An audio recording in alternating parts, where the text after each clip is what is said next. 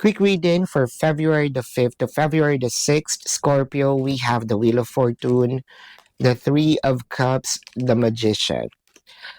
Parang ang ingrande, ang garbo-garbo nitong dadating sa'yo, no? It may be literally magarbo yung pwede mo matanggap, whether a lump sum of money, whether this is a surprise coming from someone, or it can be done by you with the magician, no? The magician kasi you have all the tools for you to make things happen.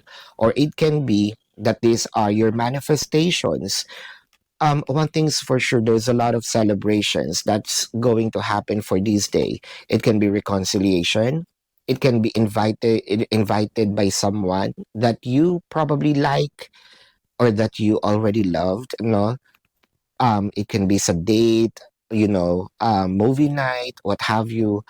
Sleepover, pwede rin naman. Naku, maganda yata yun. Or it can also be gathering or harvesting a lot of money. Unexpected ito. So, this may be the time for you to make taya, no?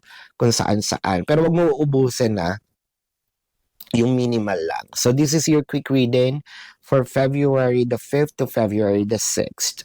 My name is Daphne, but spirit calls me back.